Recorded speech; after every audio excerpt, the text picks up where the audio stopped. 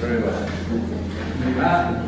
I'd like to begin today by thanking Hans and Gulchen for having me back to this most remarkable series of conferences in this very beautiful hotel here in beautiful Bodrum. And I hope that you're all having as good a time here as I am.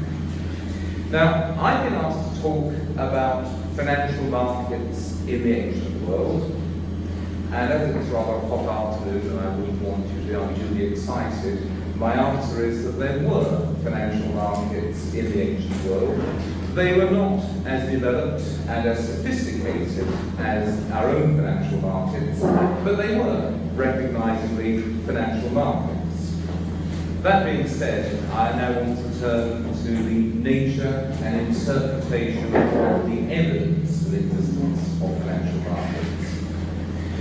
Now, if you want to talk about English and Dutch market civilization in the 17th and 18th centuries, there is a vast mass of information about those. If you want to talk about economic structures, there are newspapers, there are contemporary analyses. There is no doubt that England and Holland in the 17th and 18th centuries were market societies. If you want to construct a sequential table of wheat prices and day labourers' wages in England, you can do that from 1250 onwards. There is the data. When we turn to the ancient world, when we turn to Greece and Rome, the information is for the most part not available. It's not available for a number of reasons. One of the reasons is that the ancients did not share our interest in statistics, that they did not, at least they do not seem to have collected the kind of data that we take for granted. They also did not bother to keep it. We're not sure, for example, that the Roman government knew the actual population of Rome. It knew the number of taxpayers in Rome, it knew the number of tax-paying households in a particular city, but the idea of collecting statistics broken down by age and sex and class does not appear to have entered their minds. And certainly, they were far less interested than we are in things like money supply figures, birth, deaths and marriages, trade statistics, and all the other things that we have. We may be poor that they're kept, we may be poor the use to which they're put, but at least we do have these, and the ancients do not appear even to have tried to collect them. There is then the problem that most of the literary evidence from the ancient world has just disappeared. Their civilization did collapse in the 5th, 6th and 7th centuries, and a vast mass of literature, which had been preserved until then pretty well, just disappeared. If you look at the great historians of Rome, Livy and Tacitus, we have only large fragments of their works. And what we have has been mediated through various copyists of the Middle Ages who were not terribly interested in economic questions. Indeed, the ancient writers themselves were rather snobbish. They were just not interested in discussing the things which we often regard as of consuming interest. And so there is a shortage of hard evidence on which to base any conclusions. We then have the nature of how the evidence is interpreted. Now, you may assume, and I'll say more about this in a minute, you may assume that ancient societies were market societies, rather like ours. They were not so rich, they had the institution of slavery, and they were very high information and transport costs, but broadly speaking, they were much the same as we are. However, within classical studies, during the past 50 years, an often dominant tradition has emerged, in which it is simply denied that ancient societies were market societies. the two most important writers in this tradition are a Hungarian called Karl Polanyi, I believe is the pronunciation, though in the English-speaking world we would simply call him Karl Polanyi, and the historian Moses Finley. Let me turn first to Polanyi, writing in the 1940s. He says, the concept of the market economy was born with the French physiocrats, simultaneously with the emergence of the institution of the market as a supply-demand price mechanism. This was, in the course of time, followed by the revolutionary innovation of markets with fluctuating prices for the factors of production, labour and land. He also says that prior to our own time, prior to the world from about 1800 onwards, no economy has ever existed that even in principle was controlled by markets. Gain and profit made on exchange never before the 19th century played an important part in human economy. Now that is a rather bold statement. As I said earlier, we may reject it flatly. In fact, I'm sure we do reject it flatly. But this has become dominant within large parts of classical studies and ancient studies. What Polanyi says is that instead of being based on a set of market transactions, the ancient economy was based on something else. And what he says is, the outstanding discovery of recent historical and anthropological research is that man's economy, as a rule, is submerged in his social relationships. He does not act so as to safeguard his individual interests in the possession of material goods. He acts as to safeguard his actual standing, his social claims, his social assets. He values material goods only insofar as they serve that end. In place of market behaviour, Polanyi said that ancient or rather pre-modern civilizations were based on the two principles of reciprocity and redistribution. Reciprocity means that you have a community in which one person specialises in making pots, another person specialises in making carpets, somebody else in hunting, somebody else in growing cabbages, and these people exchange products without prices and without any thought of making a profit, with no thought of anything so vulgar as material gain. What they are doing is producing because they feel it is their social duty to do so. And they exchange because that also is their social duty. Redistribution means that a harvest or the gains from foreign trade or any other particular surplus is gathered in by a centre. It may be a state, it may be a priesthood or an aristocracy, and is then redistributed among the people on the basis of merit or need. And there may be prices in this kind of system, but they are prices which simply indicate equivalences of value so that goods can be distributed. For example, 5 cabbages may equal 1 chicken, which is quite useful to know if you're distributing these things, so that one person gets 5 cabbages and another person gets 1 chicken, and nobody feels left out. The idea that prices are formed by the twin forces of supply and demand, and if there's any change in supply and demand, prices change, that's an impossibility. That simply doesn't happen. Now, Polanyi did say that yes, there was trade in the ancient world, but trade usually took place at ports of trade, which were very carefully insulated from the territorial hinterland, so that no information about prices could move from one to the other. And again, the prices at these ports of trade were mostly set by treaty between the various trading powers. Again, there was no thought that scarcity should enter into the price, or that the relative valuation of goods should enter into the formation of the price. And Polanyi wrote mostly about the societies of the ancient Near East, Egypt, Sumeria, Babylonia, and so on. And summarizing his research, he says, even in highly stratified archaic societies, such as Sumeria, Babylonia, Assyria, the Hittites, or Egypt, storage economies prevailed, and in spite of a large-scale use of money as a standard, its use for indirect exchange was negligible.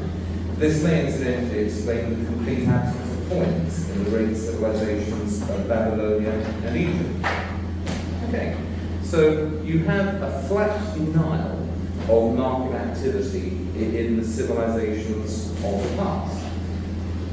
Now, why should this be important to us? It should be important to us because it's wrong, but it's also important to us because it may be seen as part of the same corrosive attack on market civilization as we've seen from the Marxists and more particularly in recent years from the postmodernists. There are a number of ways in which you attack market civilization, and one of the most deadly ways in which you attack it is by saying that it is not a natural institution. We, as libertarians and conservatives, usually have at the back of our mind the notion that market behaviour is part of human nature. So long as you do not have a grossly extended and grossly oppressive state, or an absolutely stultifying set of religious or cultural traditions, market behaviour is what people do. Now, it doesn't mean that every time the government leaves people alone, we become Americans.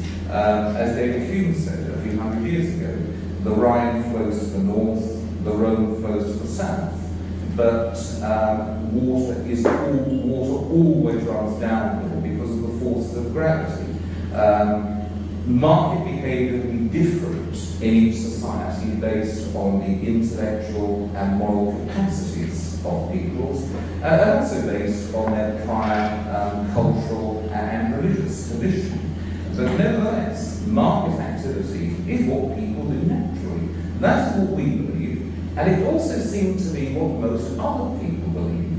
The idea that something is natural is an enormous argument in its favour in our society. If you argue, for example, that the family is a natural institution, that to a certain extent legitimises the family. If you argue that slavery is an unnatural institution, that also to a certain extent delegitimizes slavery. It doesn't mean that slavery, once you argue that it's unnatural, is immediately abolished, because you can perhaps put arguments on the basis of its great utility or on the basis of its long cultural acceptance. But the moment you argue that something is natural, you raise a presumption in its favour, and when you argue that it's unnatural, you raise a presumption against it. And so part of our argument in favour of markets is that they are part of a natural order. And here you have an almost dominant tradition within classical scholarship saying that market behaviour is not natural. Market behaviour is something which has emerged in the past 200 years. It is a passing phase. Now, Polanyi was a socialist, a relatively radical socialist, and he disliked market civilization. He regarded markets as immoral and unjust. And his wife says of him, "It is given to the best among men somewhere to let down the roots of a sacred hate in the course of their lives." This happened to Polanyi in England. At later stages in the United States, it merely grew in intensity. His hatred was directed against market society and its effects, which divested men of his human shape. Speaking more bluntly, Polanyi says, "In order to comprehend German fascism, we must revert to Ricardian England." Now, again, you may say, well, yes, there is no so what about it. If you can argue that there was no market activity among the Aztecs, some harm is done, but no great harm is done. After all, the Aztecs were a people famous for ritual torture, mass human sacrifice, cannibalism. They had no writing, they did not have use of metals, they don't even seem to have been able to use the wheel. You can hardly actually say that this was a civilization. And the other civilizations, or the other cultures of South America, were made no better. The Spanish conquest was, in its own terms, a remarkably brutal operation, but you might argue that in the long term, the Spanish did a considerable benefit to the people of South America by conquering them and converting them to Christianity. But when you say this of the ancient civilizations of the Near East, it's another matter. And when you say it of the Greeks and Romans, it is certainly another matter. Because the Greeks and Romans are at the heart of our civilization. They are the foundations on which we built. We may be Turkish Muslims, we may be German barbarians from the north, we may be Italians and Spanish and Greeks and French. Our ancestors may have helped to destroy the civilization, they have helped to preserve it. But in all senses, the Greeks and the Romans are the foundation of our civilization where we stand now.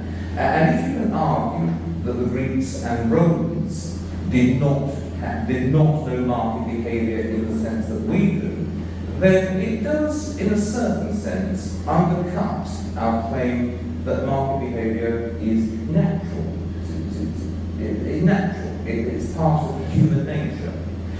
And so this is debate which has been going on for 50 years. The Polanyi and Moses Binney tradition, as I said a third time, is dominant in certain areas. And so it is of some importance to us as conservative and libertarian activists and scholars to be aware of this debate and to know exactly how we should win it. Now you cannot simply say, oh, market behavior is theologically part of human nature, therefore Polanyi and Finney are wrong. Their answer to this is to say, no, this is economic solipsism, or the Mark would have called it false consciousness, or Gramsci would have called it a discourse. You have been so conditioned by your circumstances that you are unable to conceive of anything other than the world in which you live. And so your argument that market behavior is part of human nature, therefore there was market behavior, may well be perfectly valid, but it will be rejected by these people. So what you could do is you could look at the definitions of market economy given by Polanyi and Finney. And they're on slightly better grounds because these people seem to assume that unless you have a dog-eat-dog cutthroat kind of economy, or at least the kind of economy that you see described in Paul Samuelson's famous textbook, it's not a market economy. If you can show any degree of reciprocity and redistribution, therefore it's not a market economy, therefore Polanyi and to a lesser extent Finney must be right. And of course that's a ridiculous definition. Modern England and modern America are undeniably market economies, but something like half to 3/4 of the transactions in those countries take place outside the market. My wife ironed this jacket for me earlier. She didn't ask to be paid for it. I change my daughter's soiled nappies. I don't keep a tab on it. Friends do favours to people, relatives do favours to people. We give to charity. Large organisations, large companies, quite often transactions within those take place at zero price or at prices set for the purpose of administrative convenience. You will, in a modern economy, see an enormous amount of reciprocity and, even without the state, a great deal of redistribution.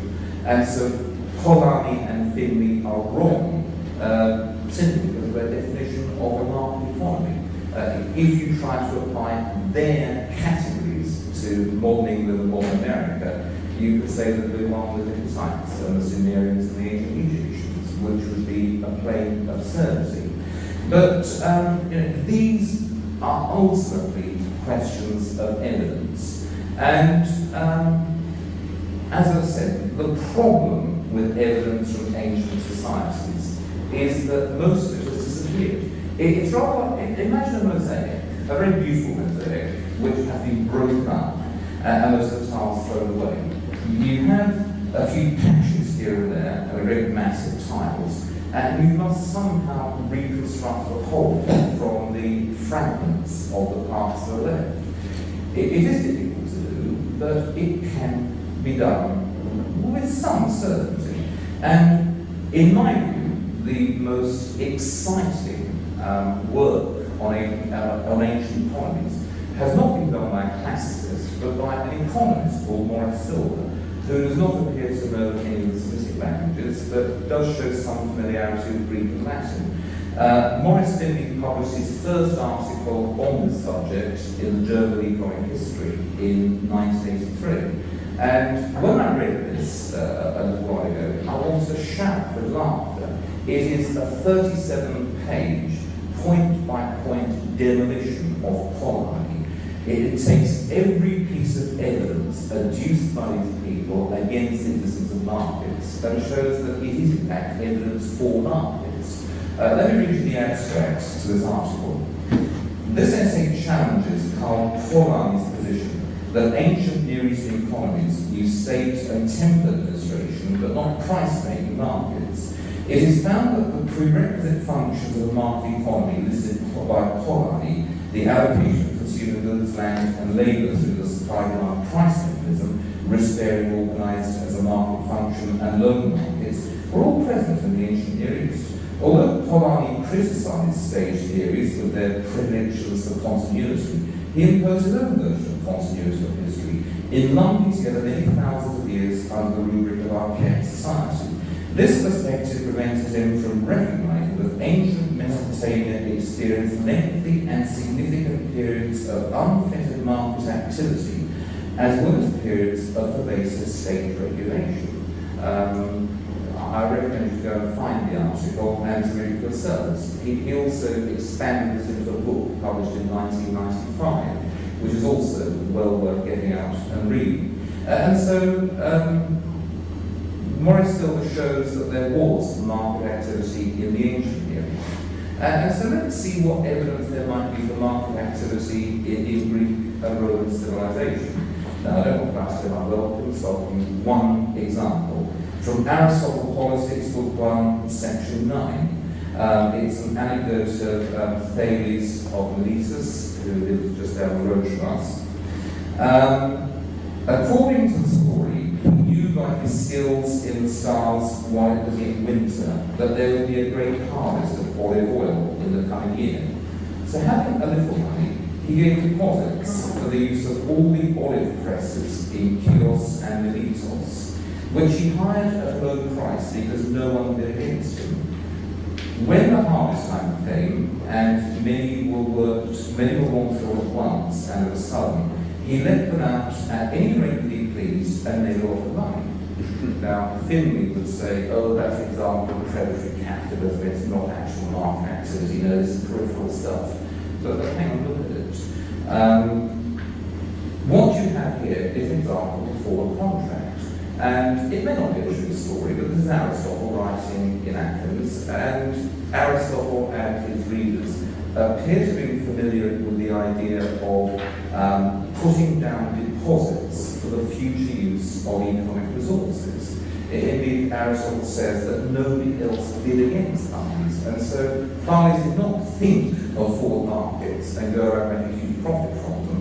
He took advantage of a pre-existing market structure. It seems to be quite normal for the use of olive presses to be rented out months, or perhaps even a year in advance. There was an auction. Nobody else bid against him. He made these contracts, which meant that there was a legal system which was accustomed to dealing with such contracts, and made these contracts in the expectation that they would be influenced by the courts.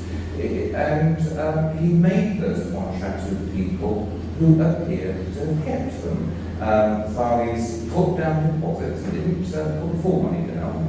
It was he made these contracts, and then when harvest time came around, you didn't have an enraged community taking these oil presses from him and using them for their reciprocal or redistributive economic activity.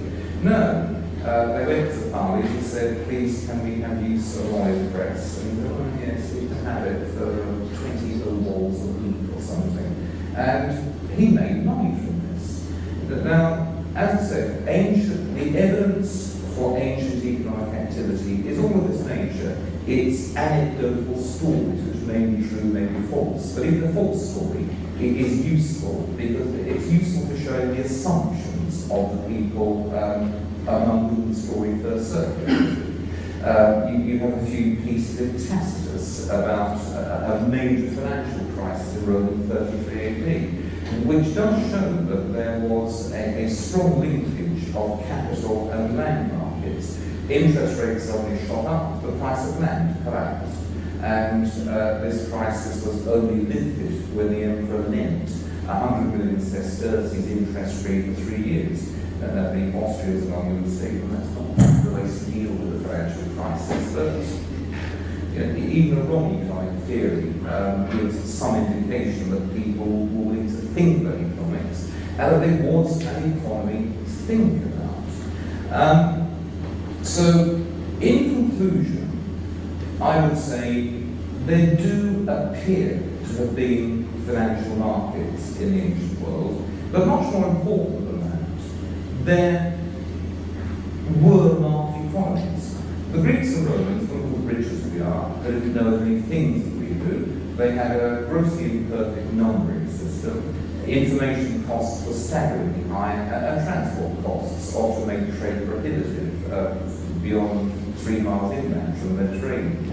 But there can be no reasonable doubt that these were market economies in the sense that we would recognise, and in the sense that we can analyse using the standard mechanisms of microeconomic theory.